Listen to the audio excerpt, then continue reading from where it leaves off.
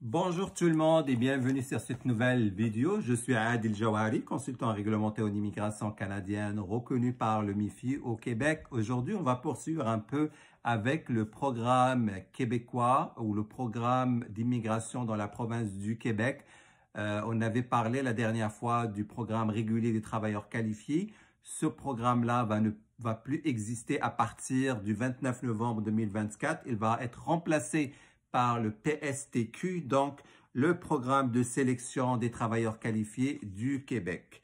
La grande nouveauté dans le nouveau programme ou dans le PSTQ, c'est l'élimination de la grille de sélection. Donc, le MIFI ne va plus utiliser la grille de sélection en tant que telle et aussi la subdivision du PSTQ en 4 volets. Donc, il y a le volet profession à haute qualification et compétences spécialisées, profession à compétences intermédiaires et manuelles, profession réglementée et talent d'exception.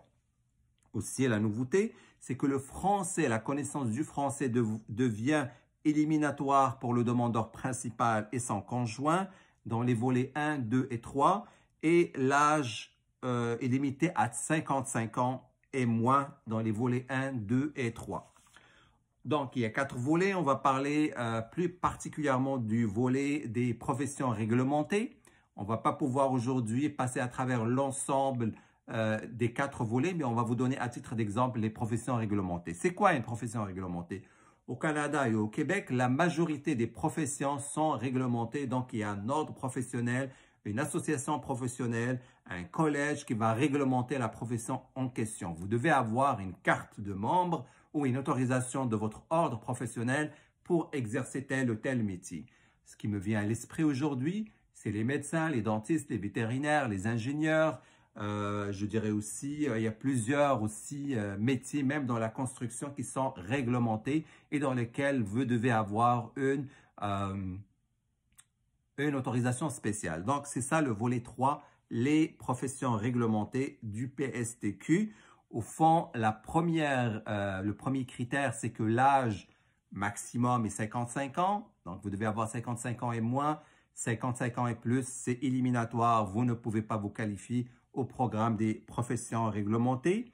Il faut avoir une profession réglementée dans la liste dressée par le MIFI. Donc, le MIFI a dressé une liste d'une multitude de professions qui sont réglementées au Québec et pour lesquelles, si vous voulez exercer ce métier-là en question au Québec, vous devez d'abord approcher l'ordre professionnel et obtenir des équivalences, obtenir des autorisations pour pouvoir exercer le métier au Québec. Sinon, il faut au moins avoir l'ensemble des conditions pour pouvoir demander ces autorisations-là. Je pense entre autres, comme j'ai dit tout à l'heure, aux médecins. Donc, les médecins, s'ils veulent venir exercer ici au Québec, avant de postuler pour le certificat de sélection, il faut qu'ils entrent en communication avec l'ordre des médecins ou des médecins omnipraticiens du Québec pour voir s'ils vont être en mesure de pratiquer ou pas ou si ça va leur prendre d'aller chercher des cours pour obtenir des équivalences. Donc, ça, c'est vraiment les professions réglementées. Il faut que le candidat soit qualifié dans les professions réglementées. Il faut qu'il ait déjà soit obtenu l'autorisation, soit il répond à l'ensemble des critères pour faire une demande d'autorisation. Aussi, pour les connaissances du français, dans le volet 3, professions réglementées, le requérant principal doit démontrer une connaissance du français oral d'un niveau 7 au plus, écrit d'un niveau 5 au plus dans les catégories 0, 1 et 2 de la classification nationale des professions. Pour les professions de la catégorie 3, 4 et 5, il doit uniquement démontrer une connaissance du français oral d'un niveau 5 au plus et des connaissances du français oral de l'époux ou le conjoint de fait d'un niveau 4. Donc, le français devient éliminatoire. Il faut avoir les niveaux requis dans chacune des catégories du volet profession réglementée pour qualifier dans ce programme-là. Donc, au fond, comment ça fonctionne au niveau de notre cabinet? Quand vous nous envoyez un CV, on va faire une première analyse préliminaire de votre CV pour voir si vous répondez à l'un des programmes, notamment les programmes de la province du Québec.